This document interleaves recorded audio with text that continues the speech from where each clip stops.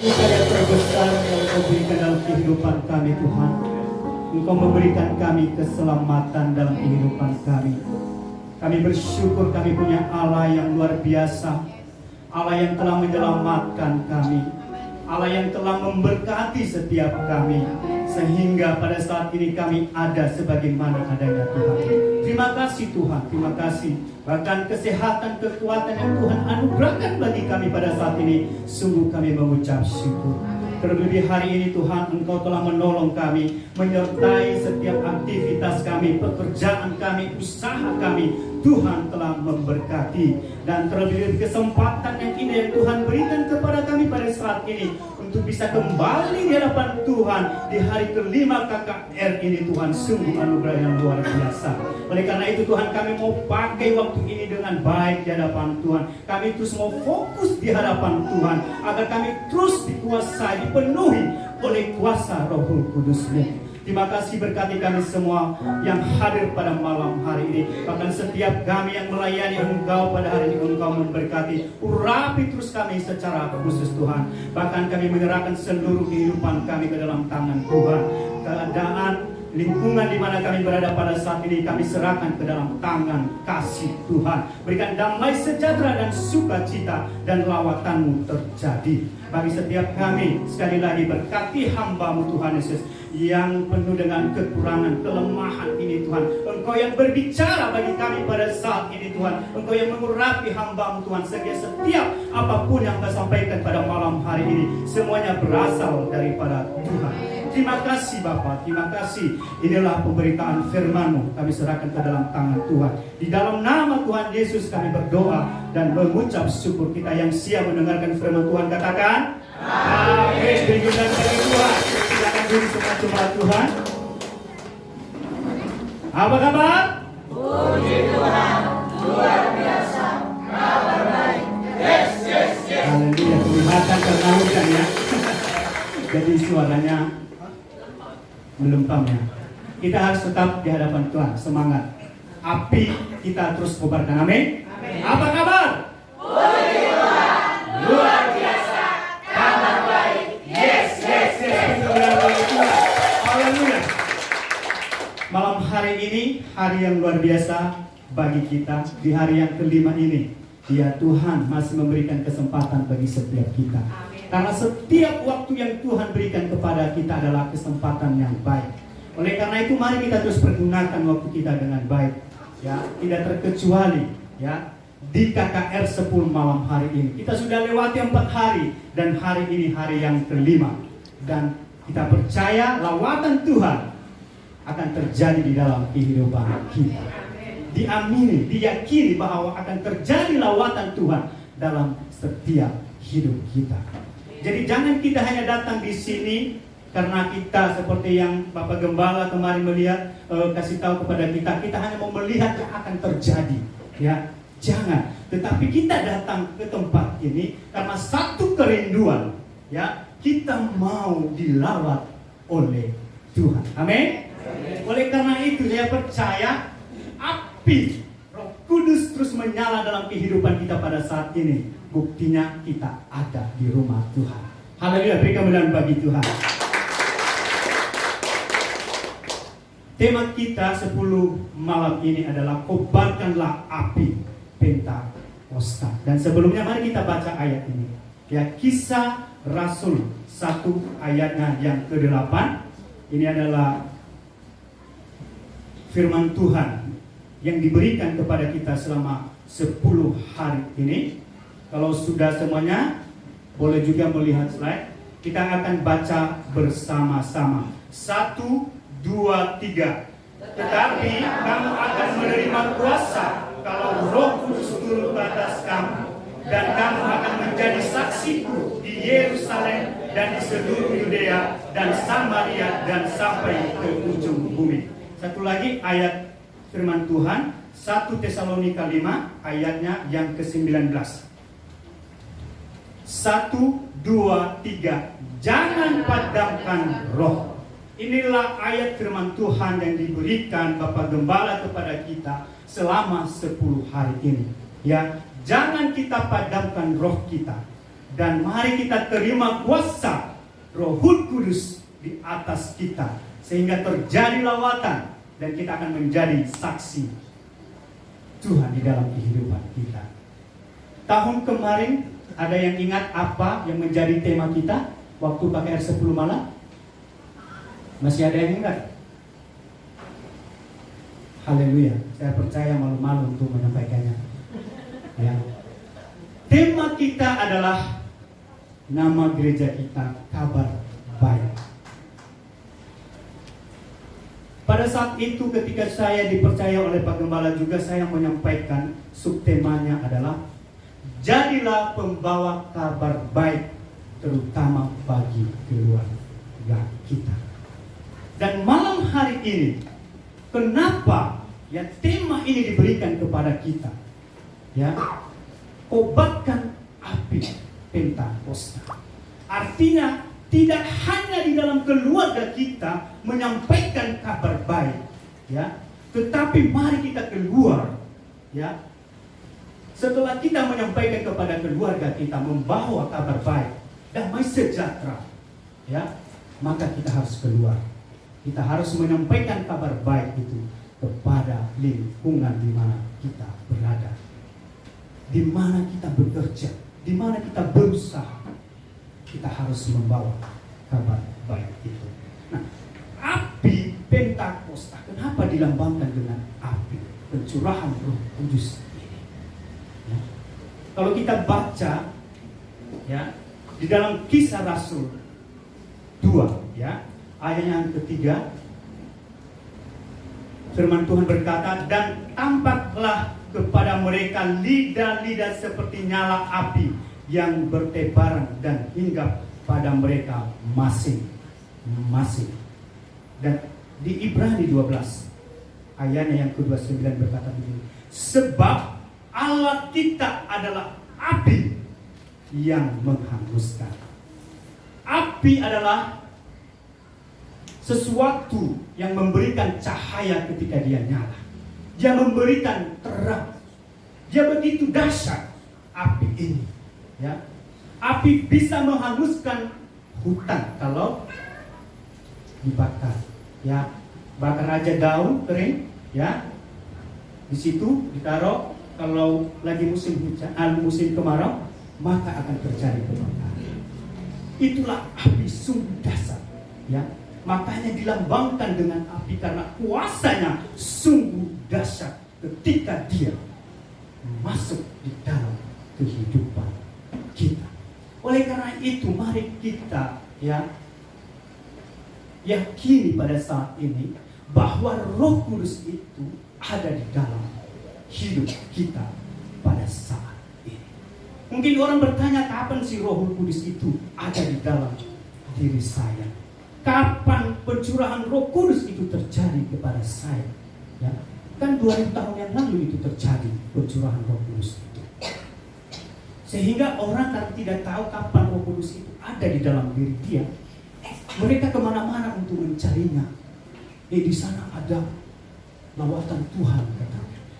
Mereka ke sana karena mungkin tidak mengerti bahwa Roh Kudus itu terjadi, ya, di dalam kehidupan kita ketika kita percaya kepada Tuhan.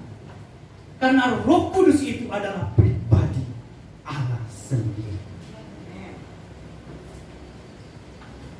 Oleh karena itu, jemaat Tuhan, dampak yang luar biasa yang terjadi ya kepada murid-murid Tuhan, kepada pengikut Kristus ya pada saat pencurahan Roh Kudus sungguh luar biasa. Mereka berkata-kata ya dengan bahasa yang baru dan semua orang mengerti ya.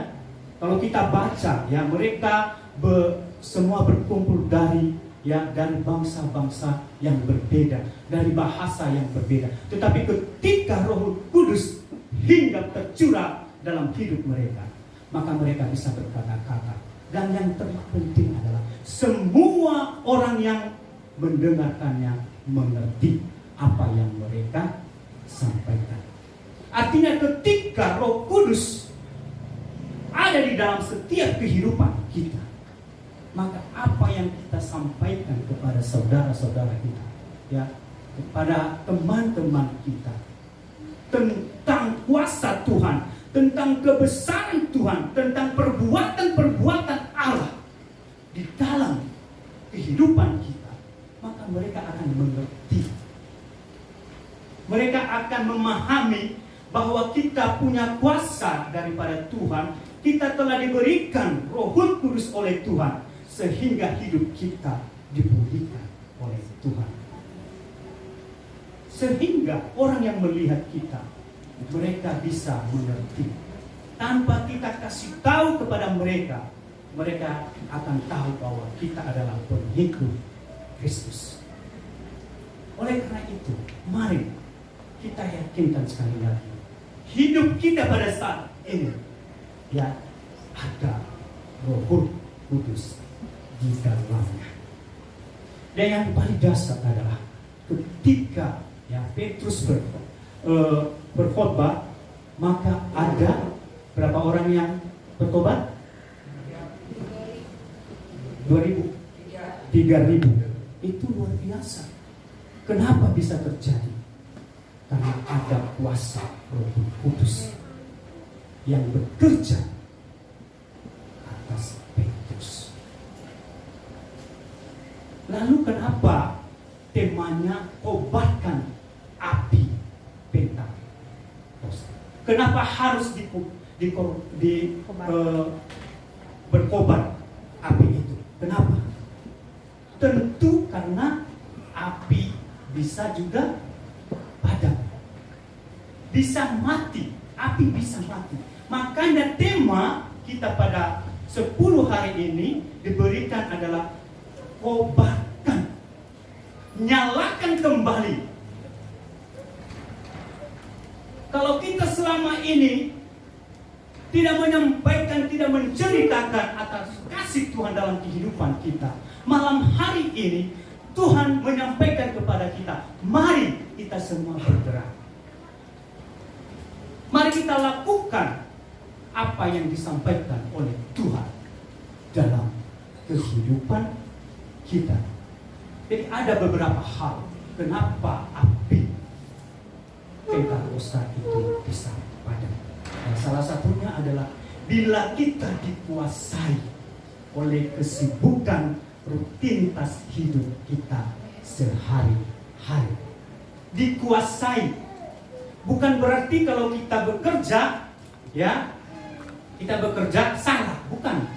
Artinya dia berkata bila kita dikuasai, artinya kalau pekerjaan itu menguasai kita, itu yang akan memadamkan api Roh Kudus bagi kita. Kita hanya fokus atas apa yang menjadi pekerjaan kita, aktivitas kita sehari-hari. Kita hanya fokus kepada itu. Kita tidak memikirkan lagi hal-hal rohani kita, sehingga api itu padam. Ya, bila kita dikuasai oleh kesibukan rutinitas hidup kita sehari-hari, apalagi yang memadamkan api Roh Kudus adalah kemalasan. Malas, ya, atau suam-suam tubuh, ya, juga dapat mengakibatkan padamnya Roh Kudus. Ya, mau ke gereja enggak, mau ke gereja enggak, gerimis lagi.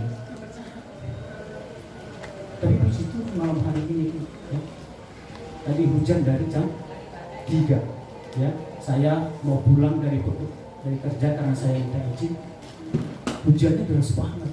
Saya bilang kemarin gak hujan. Giliran saya mau pelayanan hujan, saya mau pulang. Tetapi saya percaya, saya bilang Tuhan punya rencana yang luar biasa. Ini adalah pekerjaan Tuhan. Hujannya pasti akan reda pada waktunya. Dan buktinya pada saat ini kita ada di tempat ini. Artinya kita harus dobrak kemalasan itu dalam kehidupan kita. Apapun yang kita alami dalam kehidupan kita, ya, kita harus dobrak. Ya. Kita harus bangkit. Kita harus menyalakan api Roh Kudus dalam kehidupan kita.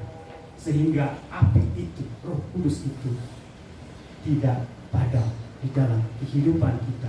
Apalagi yang memadamkan situasi di sekitar kita juga dapat memadamkan api Roh Kudus. Ya, ada beberapa contoh ya yang ada di dalam Alkitab, di mana di dalam suratnya kepada Timotius oleh Rasul Paulus yang menyebutkan beberapa contoh. Ya, salah satunya lah api Roh Kudus itu bisa padam karena malu terhadap Injil Kristus. Malu. Karena malu sehingga tidak mau memberitakan. Tidak mau menyampaikan. Malu menyampaikan kalau dia itu adalah Kristen di mana dia berada. Baik di dalam pekerjaan, baik di dalam lingkungan usaha, mereka malu ya menyatakan identitas mereka bahwa mereka adalah pengikut Kristus. Sehingga api itu tidak menyala dalam kehidupan mereka. Apalagi contoh, takut masa depan, khawatir akan masa depan. Hanya yang dipikirkan, oh masa depan saya nanti bagaimana, ya, nanti apa yang saya makan, nanti bagaimana dengan anak-anak saya, bagaimana dengan usaha saya. Itu aja yang dipikirkan, ya, khawatir terus, sehingga api itu bisa padam dalam kehidupan kita. Rutinitas kita, intimidasi, ancaman, ya, bisa juga memadamkan api. Karena kita takut, nah kalau saya nanti sampai ke tentang Yesus, wah nanti jangan-jangan saya dipukuli lagi. Kita udah takut di situ. Tetapi janganlah takut atas setiap intimidasi, ancaman dalam kehidupan kita. Karena Tuhan telah menganugerahkan Roh Kudus bagi setiap kita. Dengan itu jemaat Tuhan, mari kita kobarkan api kuasa Roh Kudus dalam kehidupan kita pada saat ini. Ada beberapa orang bertanya, ya, kemarin sebenarnya sudah dibahas juga ya,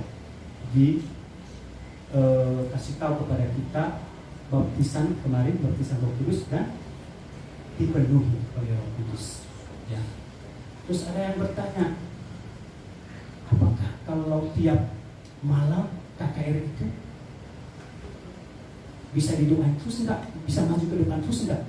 Mungkin itu menjadi pertanyaan. Seperti yang dibilang kemarin, mungkin malu-malu. Kemarin saya udah maju ke depan. Kemarin saya udah didoakan. Nanti apa kata orang? Kita mendengarkan apa kata orang. Tetapi semalam, ya, Pak Pendeta Hendrawan berkata, setiap hari kita membutuhkan kepenuhan kuasa Roh Kudus. Oleh karena itu, ketika Tuhan melawat kamu pada saat itu, maka jangan malu untuk maju ke depan. Jangan malu untuk angkat tangan. Jangan malu untuk didoakan. Kenapa harus malu? Tidak perlu malu untuk didoakan. Kita harus perlu lawatan Tuhan setiap hari. Ya. Orang sakit minum obat sekali langsung sembuh nggak? Nah, kita ini harus perlu diperbaharui terus.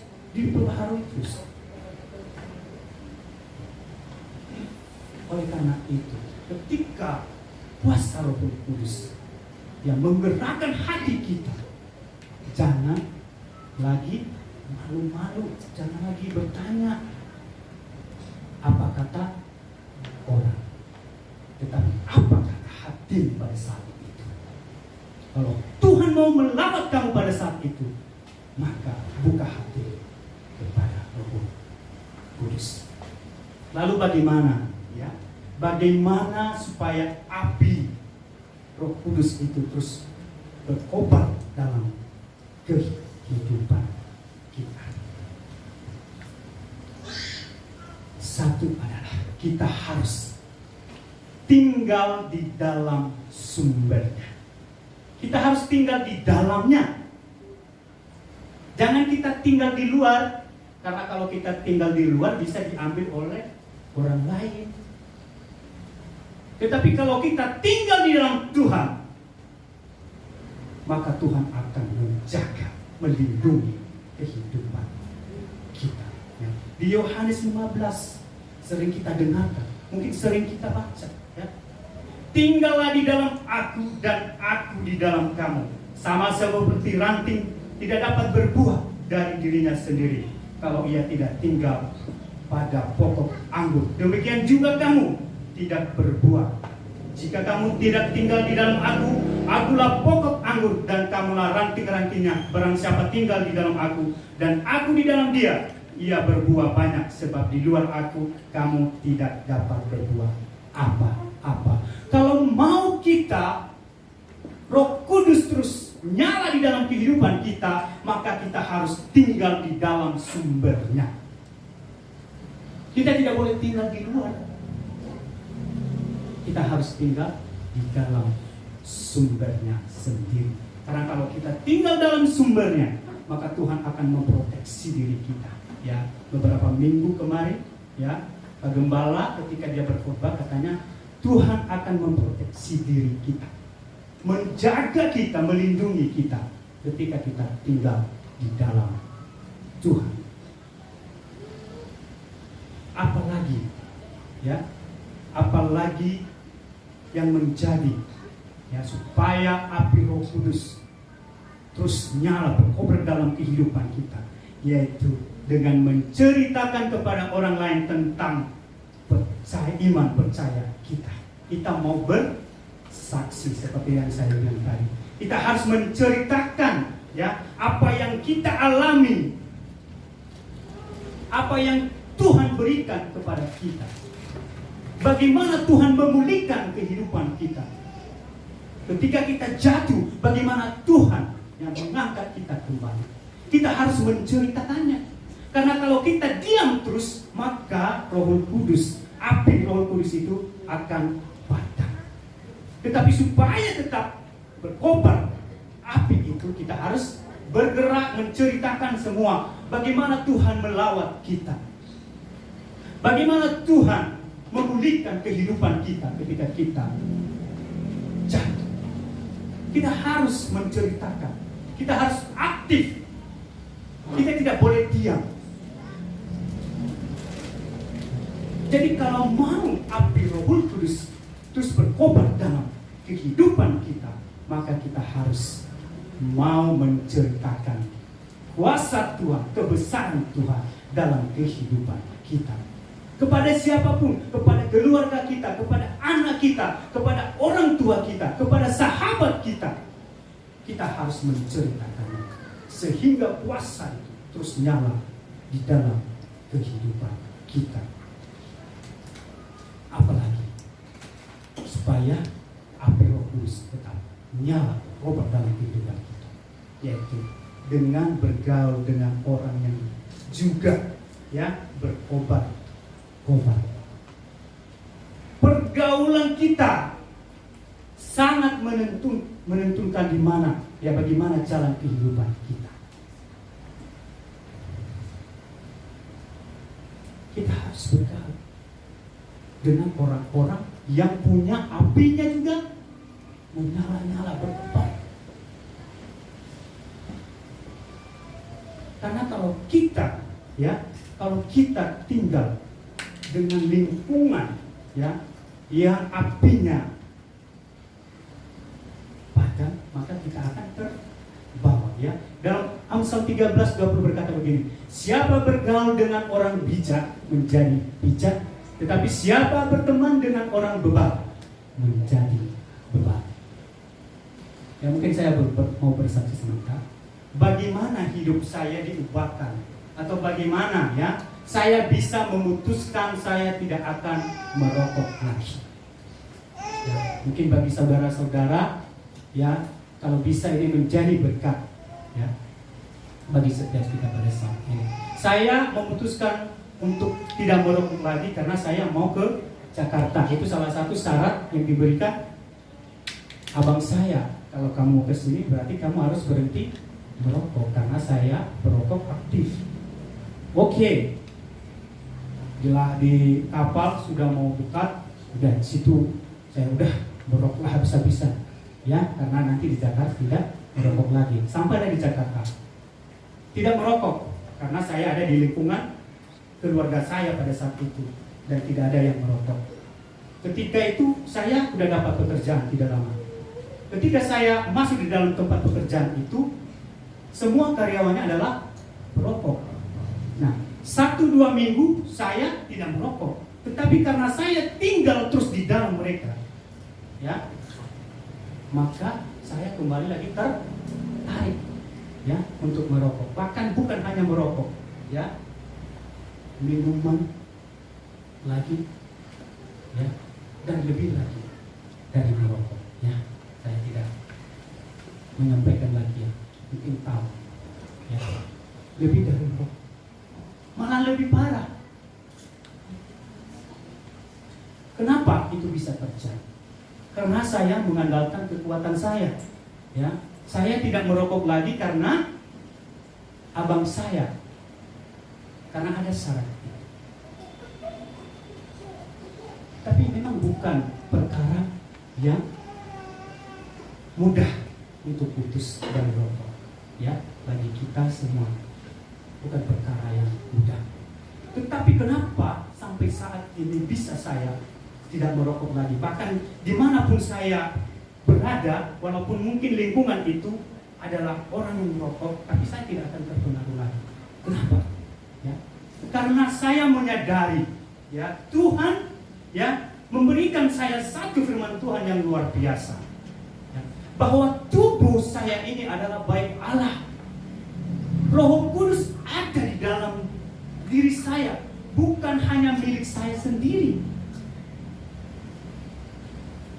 tetapi tubuh saya adalah milik Kristus. Jadi itulah yang memberikan saya pemahaman bahwa saya tidak mau merokok bukan karena keluarga saya, bukan karena abang saya lagi, bukan. Tetapi saya menyadari bahwa tubuh saya ini adalah tubuh baik Allah. Roh Kudus tinggal di dalamnya. Oleh karena itu, mari, ya, ketika kita sudah kuat di dalam Tuhan, bukan berarti kita juga tidak bisa bergaul dengan orang lain, bisa. Tetapi mari dulu, kita harus jaga dulu kita benar-benar, ya. Ketika kita sudah jaga, kita benar-benar, oh saya mau masuk ke situ dan saya tidak akan terpengaruh, bahkan saya akan membawa mereka untuk lebih baik lagi, maka kita bisa masuk ke tempat itu. Tetapi jangan coba-coba. Kita udah tahu tempat itu adalah tempat yang minum-minum, tempat yang merokok. Tapi nggak saya buat. Ketika masuk ke situ, ya malah kita yang dibawa lagi ke tempat yang tidak baik. Oleh karena itu, ya, kalau mau api Roh Kudus terus berkorban dalam kehidupan kita, maka kita harus bergaul dengan orang-orang yang apinya juga terus berkorban bagi Tuhan.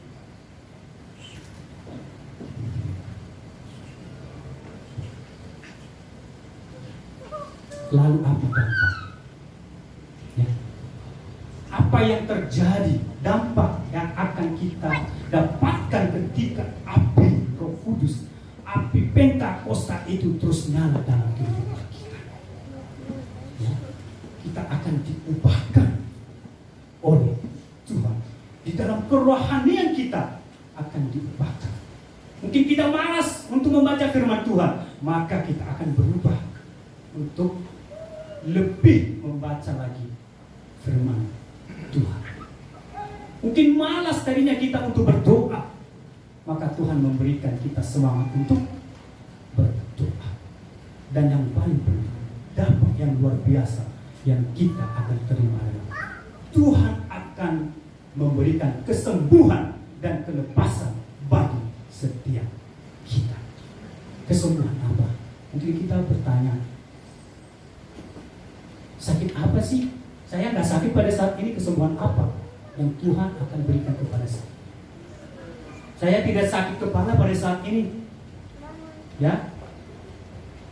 Saya tidak merasakan apa-apa pada saat ini. Tetapi ada satu penyakit, ya, penyakit yang tidak bisa disembuhkan oleh obat, bahkan dokter sekalipun.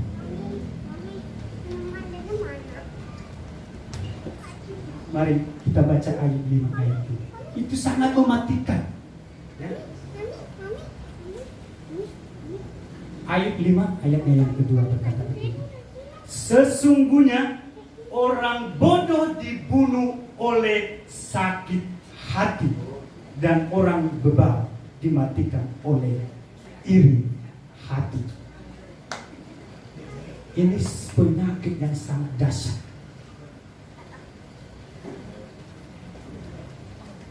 Kita pendam sampah di dalam hati kita.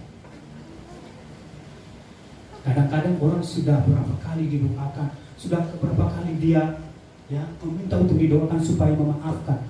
Ya. Tapi tahun depan lagi itu lagi yang dia minta. Dia tidak bisa lepaskan. Dia tidak mau menjadi orang yang mengampuni. Oleh karena itu dampak yang luar biasa yang akan terjadi dalam kehidupan kita ketika api Roh Kudus menyala dalam kehidupan kita, maka kita akan disembuhkan, dilepaskan dari sakit hati, dan kita akan menjadi orang yang mengampuni. Ya. Kita akan sembuh, kita akan dilepaskan dari iri hati. Tapi setelah itu kita akan menjadi orang yang bersyukur kepada Tuhan. Banyak sekali orang pada saat ini iri kepada orang lain, tidak bersyukur dengan apa yang dimiliki pada saat ini. Terlebih-lebih lagi kalau kita lihat orang kayaknya dia ini nggak benar-benar dalam Tuhan, tetapi itu kenapa ya kehidupannya bisa lebih baik? Kita iri, kita tidak bersyukur. Ya.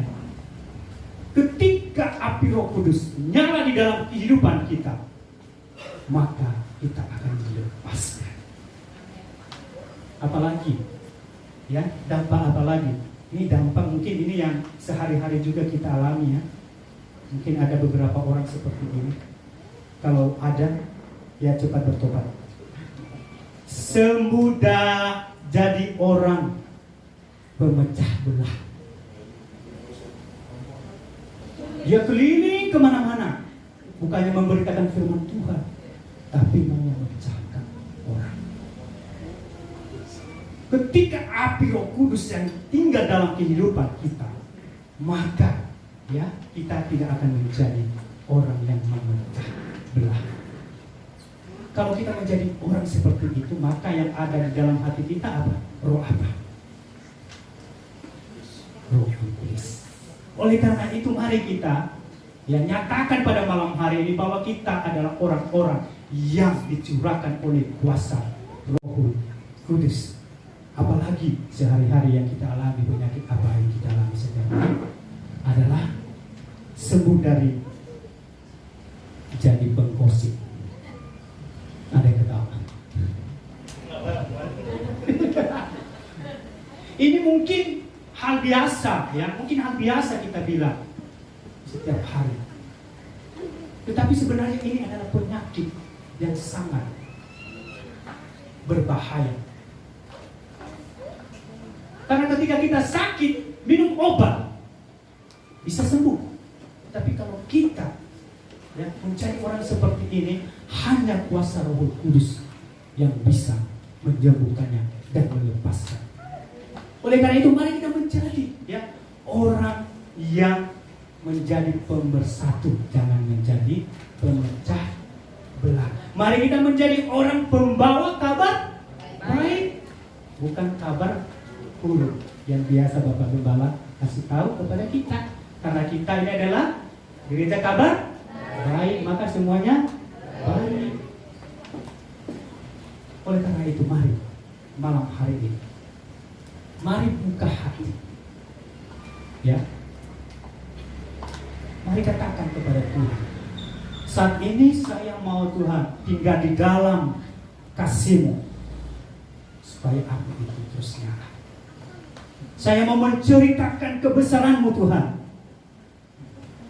dan saya mau bergaul dengan orang yang apinya juga terus menyala, sehingga kita akan disembuhkan dari sakit hati, ya, menjadi orang yang mana? Kita akan disembuhkan dari iri hati, dan kita akan menjadi orang yang bersyukur. Kita tidak menjadi pemecah belah, tetapi kita menjadi pemersatu. Terakhir, kita tidak menjadi penggosip, tetapi menjadi pembawa kabar baik. Mari kita tundukkan kepala kita. Pada saat